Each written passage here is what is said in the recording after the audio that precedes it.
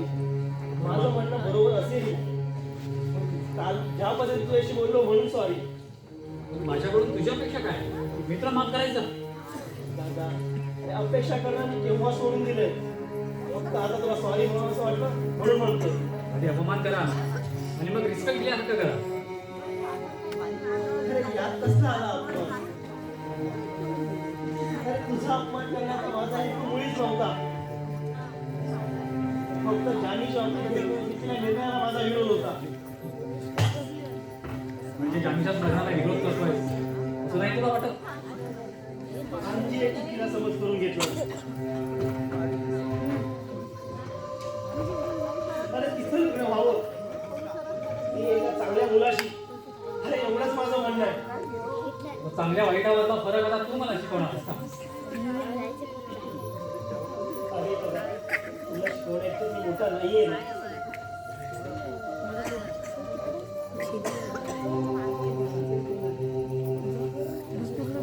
राकेश कोण आहे कसा आहे हे पहिला विचार कर आणि मगच या निर्णयावर ये. तुला काय वाटतं मी या सगळ्या गोष्टीचा विचार केला नसेल एवढा का निर्बुद्ध वाटतो तुला मी. तू जर राकेशला ओळखतोय तर मग हा निर्णय का घेतोयस.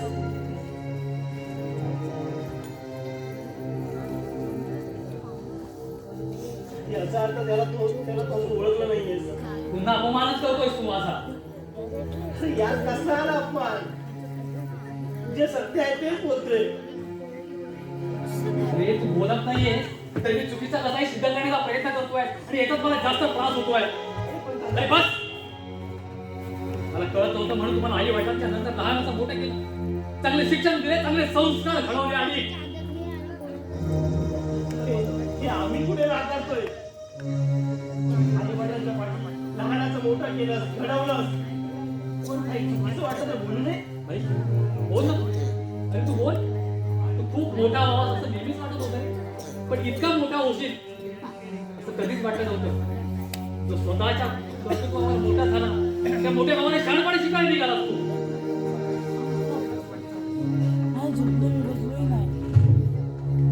पण दादा एक गोष्ट तुझ्या का लक्षात येत नाहीये.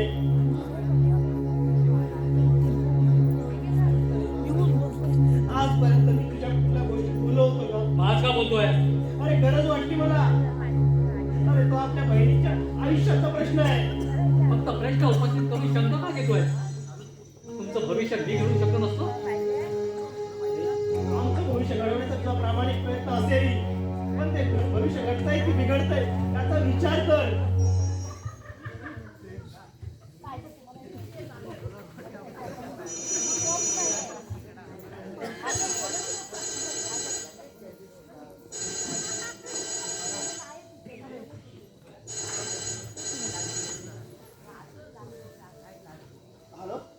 हॅलो लतिक मी जान्हवी बोलते.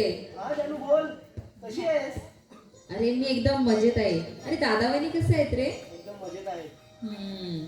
लतिक दादा आहे का रे तिथे. तिथे असेल तर दे ना मला दादाशी थोडं बोलायचं आहे. हो आहे ना एक मिनिट हा. जान्हवीला तुझ्याशी बोलायचं.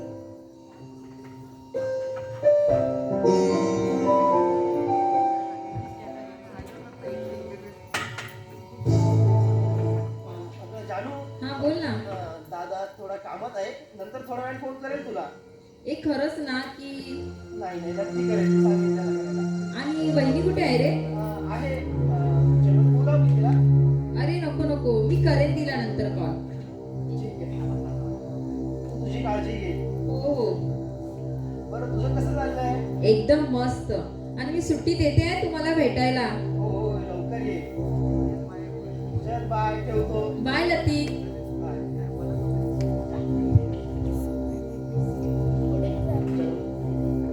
तुझं कधीच वाईट होऊ देणार नाही. कधीच वाईट होऊ देणार नाही.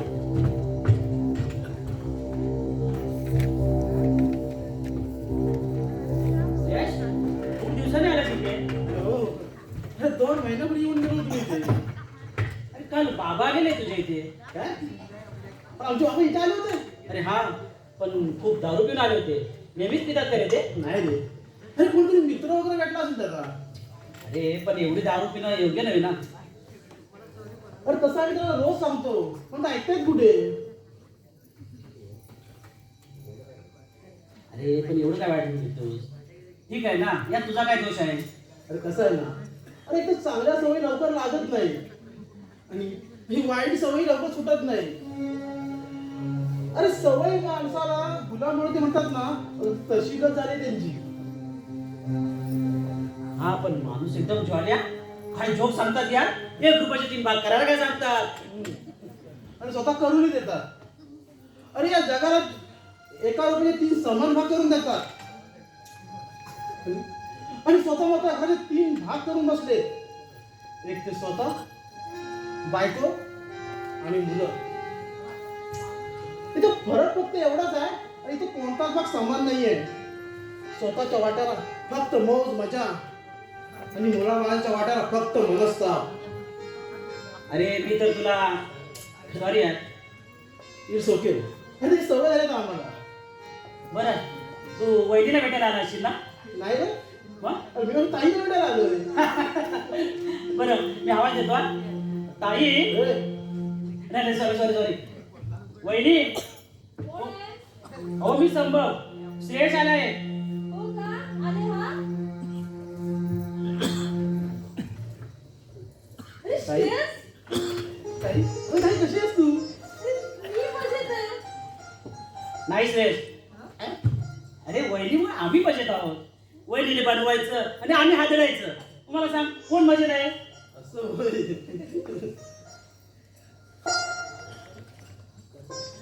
बरं, अरे तरुण झालास ना, जी मजा असते ना, ती खाण्यात नसते.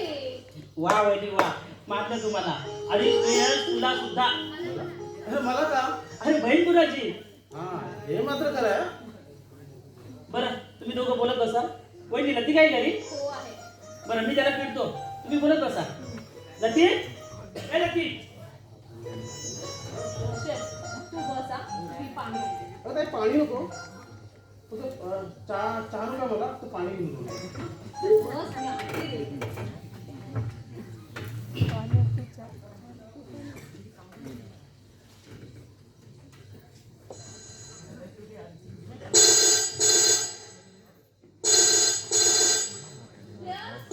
हा ताई, बघ जरा फोन कुणाचा आहे.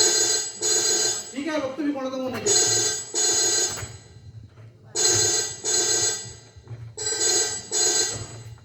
Hello hello hello. हॅलो हा कोण बोलतंय? आपण कोण? हा मी श्रेयस बोलतोय. आपण कोण बोलताय? प्रेक्षक आहेत का? ताई, हा ताई आहे किचनमध्ये. आपण कोण बोलताय? हॅलो हॅलो कोण बोलताय? मी राकेश.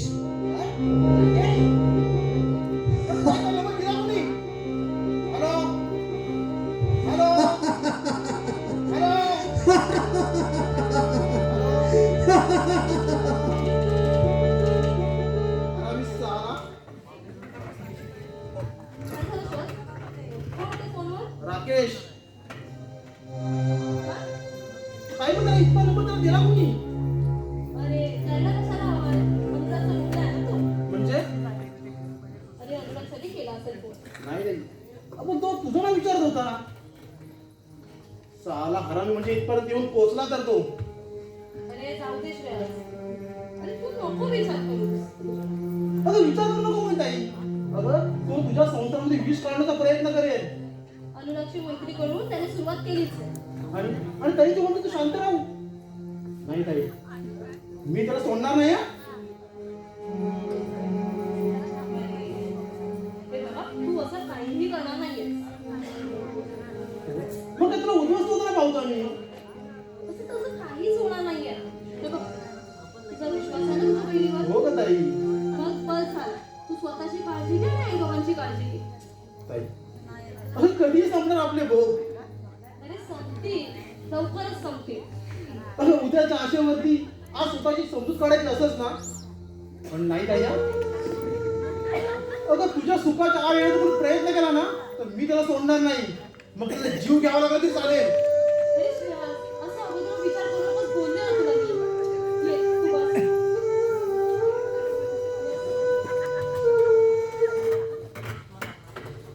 हे घे, पाणी.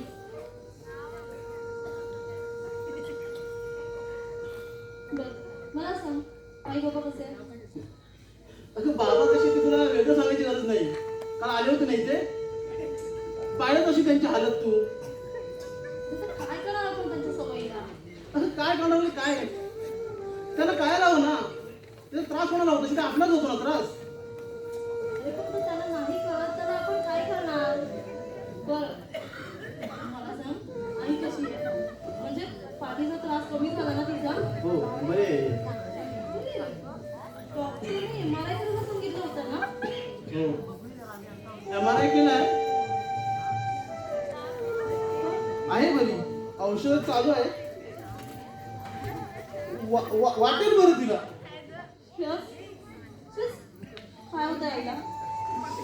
खरं सांग काय होतं आईला? काय नाही बरी आपली आई. रिपोर्ट नॉर्मल आहेत ना?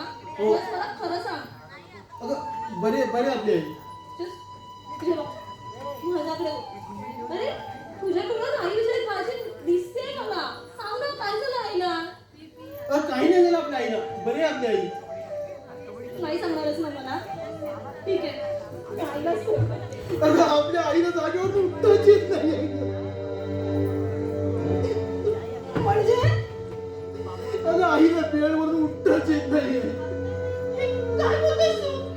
शेत काय झालं आईला?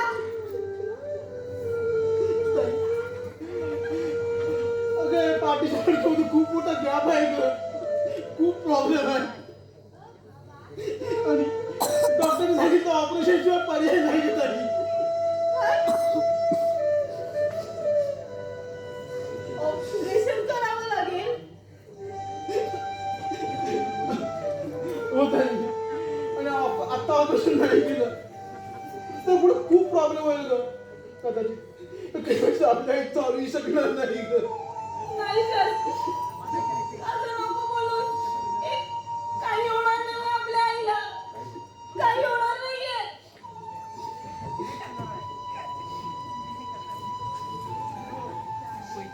ऑपरेशनचा किती खर्च सांगितला? डॉक्टर म्हणतोय आता अंदाजे 1.5 ते 2 लाख रुपये खर्च येईल.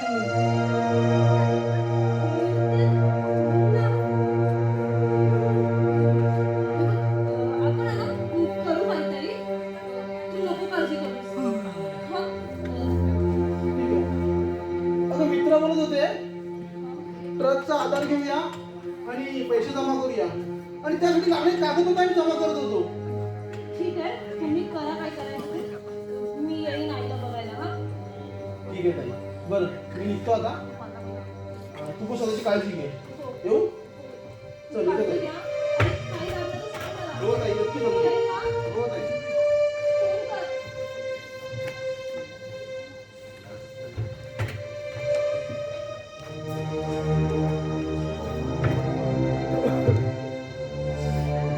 लक्की काय करा माझा असं का निर्णय घेतोय? लक्की का रे ऐक माझं का निर्णय घेतोय तू असा? आणि गरज वाटते मला. अरे ग्रॅज्युएशन तरी कम्प्लीट होऊ दे. अरे ते होतच राहील. अरे लकी अरे खरं म्हणजे हा निर्णय मला या आधीच घ्यायला होता. निदान उपकाराच्या ओझ्यातला काही भार तरी कमी झाला असता. अरे काय बोलतोस कसलं वजन कसले उपकार? तुला नाही समजलं. अरे सांगितल्याशिवाय कसं कळणार? अरे नाही सांगावं असं वाटत मला. का मी कोणीच नाही तुझा. संभव प्लीज यार. अरे असा इमोशनल ब्लॅकमेल करू नकोस. काय झालं लकी? पुढं काय झालं चिरायला? काही नाही बहिणी. एक मिनिट हं. दादा अरे जरा 2 मिनिटं खाली ये.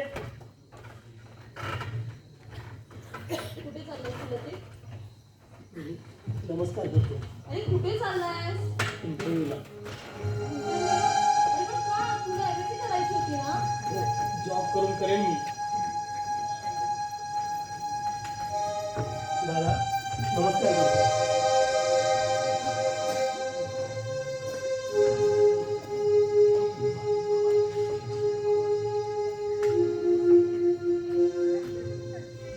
पाहिलंस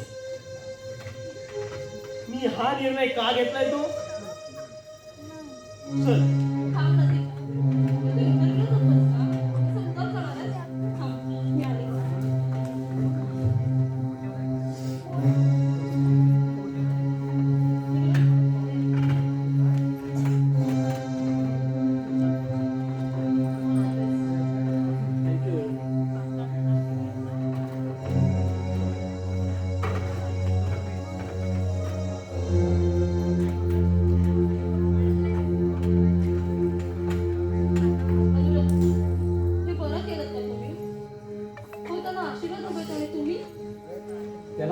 गरज राहिली नाहीये. स्वतःचे निर्णय स्वतः घेण्यात तो मोठा झालाय आणि अशा मोठ्यांना मी काय आशीर्वाद देणार? हो लहानच आहे तो आणि लहान असल्याचं कर्तव्य बजावलं त्याने. कर्तव्य नाही, अपमान करतोय तो माझा. अपमान नव्हताच मुळी तो. हो तसा तुम्ही समज करून घेतलाय आणि तरी सुद्धा त्याने माफी मागून मोठ्या मनाने तुमचा आशीर्वाद मागितले. पण शेवटी तुम्ही त्याला निराश करूनच पाठवलं. रेक्षा आता जॉब करायचा निर्णय घेतला त्याने आणि साधा आपल्याला एका शब्दानेही विचारावं असं वाटत नाही का त्याला? हो म्हणजे त्याने तुम्हाला विचारलं नाही तर तुमचा अहंकार दुखावला गेला हो ना? रेक्षा, अहो पण त्याने हा विचार का केला, हा निर्णय का घेतला त्याचा जरा विचार करा ना. अहो लहानाचं मोठं केलं, लहानाचं मोठं केलं असं सतत ऐकवत आलात त्यांना. अहो मग आता ते लहानाचे मोठे झाले, त्यांचे निर्णय त्यांना घेऊ द्या ना. आपण आडवे का येतो? तुम्ही माझ्या निर्णयाच्या आड का येता? हे चुकीचं आहे ना, त्याला विरोध करतो आम्ही. वा, पत्नी माशी आणि पाठीशी घालते इतरांना. तर ती खरी इतर नाहीये. हो पाठचा भाऊ समजते मी त्याला. म्हणजे बरोबर आहे ना, त्याला बरोबरच म्हणणार ना मी. त्यामुळे पाठीशी घालायचा प्रश्न येतोच कुठे? तुझ्याशी बोलण्यात ना काहीच अर्थ नाहीये. माझ्यावर परिणाम होण्याचा चांगलाच परिणाम. रेक्षा,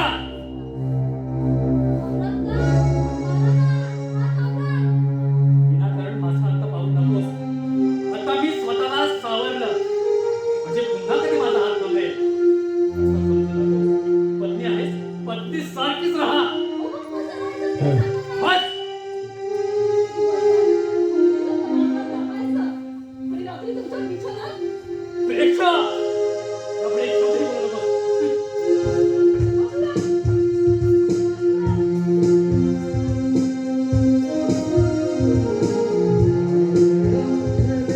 कुठे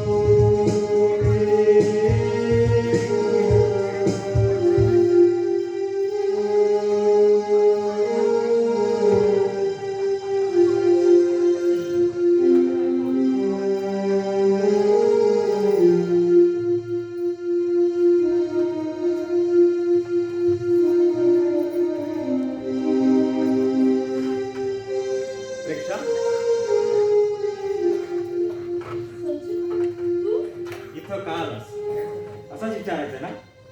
आम्ही येणार नाही असं बोलून गेलो होतो, पण पण काय समजेल?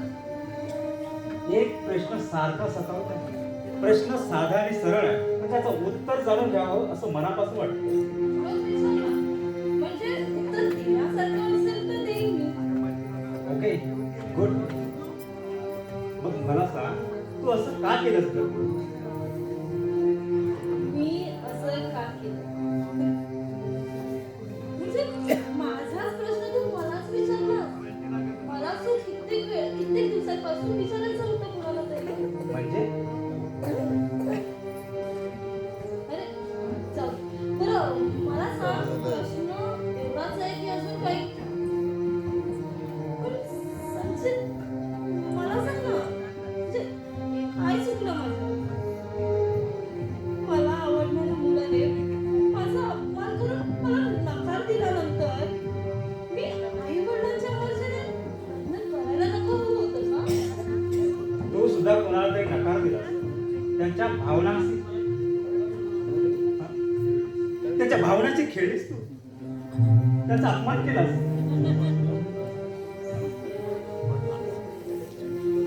त्याने सुद्धा तुझ्याविषयी स्वप्न रंगवली असतील, आयुष्याचा जोडीदार म्हणून निवडली होती, पण अरे पण मी कोणाच्या भावनांचा अपमान केला?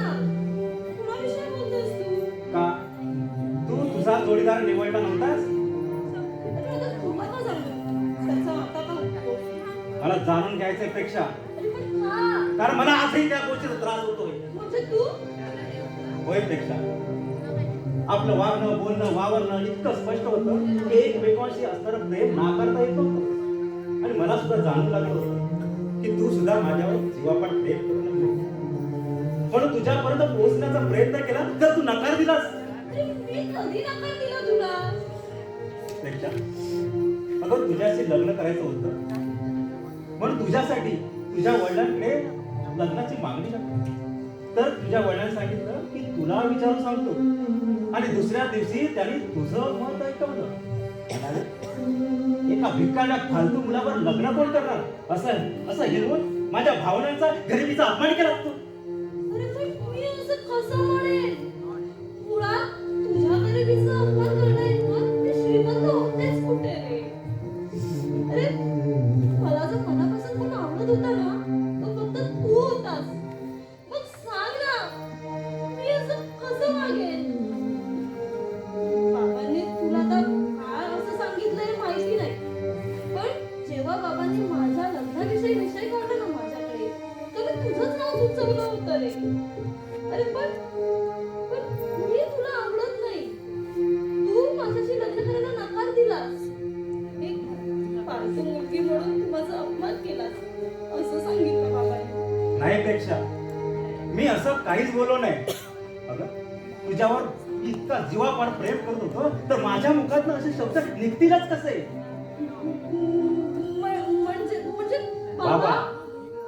होय प्रेक्षा, तुझ्या बाबाने गळा घोटला आपल्या प्रेमाचा. काय करू या माणसाचं? अरे पण तू समजेल, तुला एकदा सुद्धा मला येऊन विचारायला वाटलं नाही? अरे मी कधी येऊन बोलते तुझ्याशी, तुझी मान करत बसलास? अरे मी कशी बोलणार होते? माझा होकार कधीच माझ्या डोळ्यात तुला दिसला नाही का?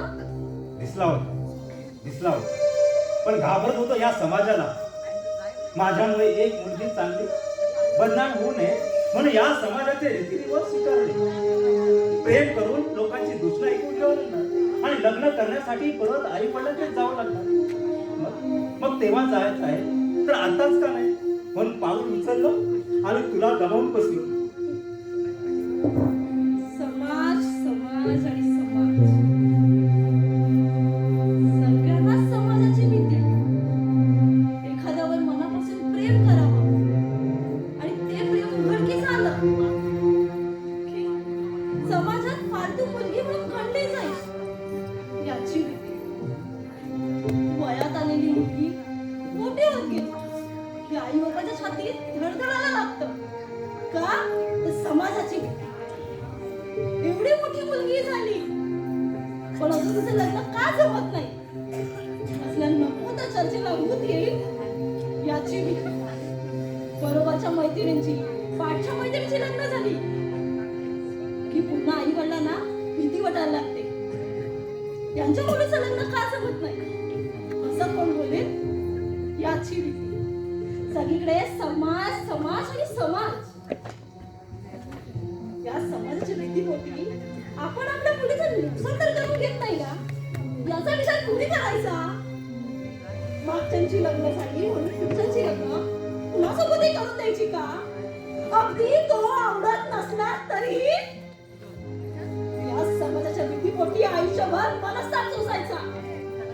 आणि हा मनस्ताप सोसताना हा समाज जर नसता तर आपण स्वतःचे निर्णय घेताना मनात समाजाची भीती बाळगून आपल्या आयुष्याचं वाटोळं का करून घेतो.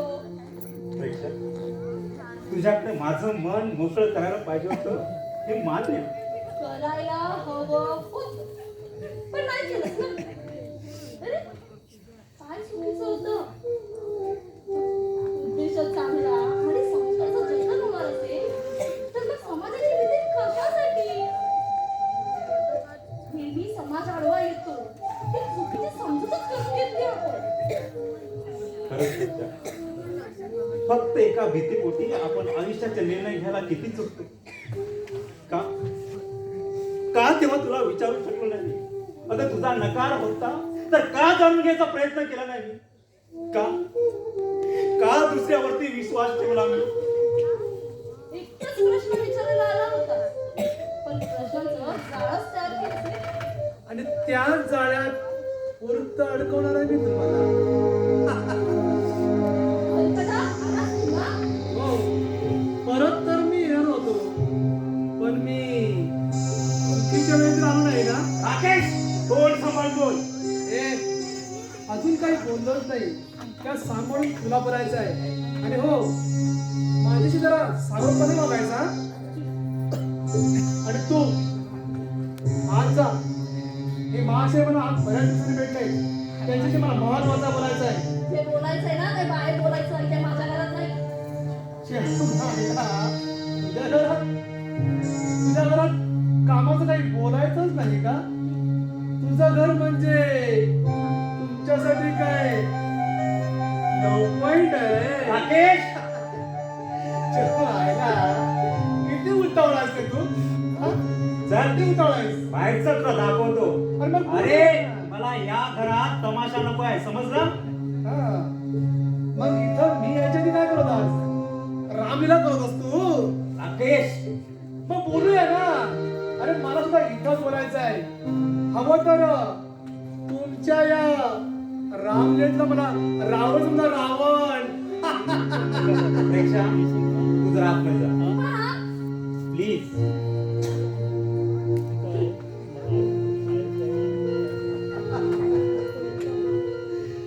मायलाईच्या अनुरागचं पण एवढं कधी ऐकली नसेल. आणि तुझं तरी मुद्द्याचा बोल. इथूनच, अरे इथूनच सुरुवात होते मुद्द्याला. अरे स्वतःला सत्य म्हणून समजून घेतोस आणि अनुराग घरी असताना प्रेक्षक भेटे येतोस. हा प्रश्न तुला पण लागू होतो. अरे तर विचारायचा ना, आधी विचारायचा. पण कसा विचारशील. हा, कसा विचारशील. अरे आपल्या प्रियशी बरोबर गप्पा म्हणत एवढा जन्म झाला होता की काही वेड्यासारखा बोललो कसा. हे, अरे अजून काही बोललं नाही. आगे आगे देखो होत आहे का. बघ तुझ्या प्रेक्षाचा संसार आणि तुझं हे आयुष्य कसं मातीमोल होतं ते. ए, एवढं सोपं वाटलं का तुला. तू साधा विचार पण करू नकोस, संपून टाके तुला. अरे हा निर्धार मी केला. मी तुम्हाला संपवण्याचा. अरे केव्हापासून काट्यासारखा सवतच माझ्या मनात. हा तुझा प्रॉब्लेम आहे. प्रॉब्लेम तू निर्माण केलास. अरे तुझ्याचमुळे ही प्रेक्षा माझ्या आयुष्यातून दूर झाली. अरे तुझ्या अवगुणाकडे पाहिलंच ना तर तुला कळेल लोक तुझ्यापासून कसे दूर जात आहेत. अरे अरे कोणत्या मुलीला असा गुंड प्रवृत्तीचा मुलगा आवडेल. चंबाळेला गुंड ठरवून पण मोकळा झालास. काय रे, काय तुझ्याशी गुंडगिरी केली मी? हा? का तुरुंगामध्ये जाऊन तुरुंगाची हवा कोणालास कोणाला माहित नाही. अच्छा अच्छा, म्हणजे तुरुंगात गेला प्रत्येक माणूस गुंडच असतो का? असेलही नसेलही, पण तू गुन्हेगार आहेस की नाहीस हे तूच काय तुझे आई वडील सुद्धा सांगतील. अरे ते सुद्धा वैतागले तुझ्या गुंडगिरीला. ए, आता खरं तर तू आहे ना मला गुंडगिरी करायला भाग पडतोय सर. अरे अरे सभ्य होतास कुठे? तुला थंपवल्याचं दुसरं काही कळतंय का? ते आता तुला लवकरच कळेल. अरे अजूनही प्रेक्षाचा नाच सोडला नाही हे जेव्हा अनुराला कळेल ना तेव्हा मी फक्त तमाशा पाहत राहीन. अरे ह्या सगळ्या गोष्टी आहेत ना तुझ्या रक्तातल्याच आहे. तू तसं करशील, पण अनुराग तुझ्या इतका नासमज नाही. का समजदारांना काही इज्जत नसते? अरे आपल्या पत्नीविषयी परपुरुषाने केलेला साधा विचार सुद्धा कोणत्याच नवऱ्याला आवडत नाही. आणि तुम्ही तर इथं येण्यासारखा बडबडू नकोस. अरे प्रेक्षा अनुरागची पत्नी आहे त्याचा भान आहे मला. मी तिच्याविषयी केलेला विचार हा इतिहास जमा झाला. अरे भूतकाळ होता तो माझा.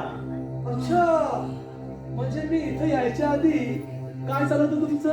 हा हा, अरे भूतकाळाला उजाळा देऊन भविष्य घडवायचा तर तुमचा प्रयत्न नाही. राकेश, ए, उडू नकोस.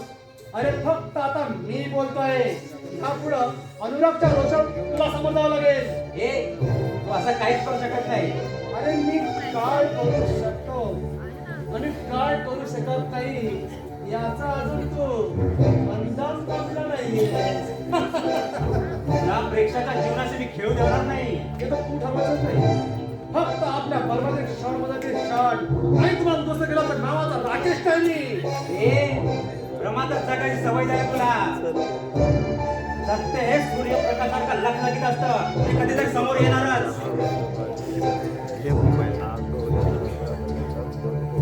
अरे तुझ्या आयुष्याला ग्रहण लागलंय आणि चंद्रासुरीच्या गोष्टी करतोयस. अरे संपूर्णचा विडा मी उचललाय मी. तेव्हा संपूर्ण शांत होईल. ए चुकीचा बोलला, चुकीचा बोलला.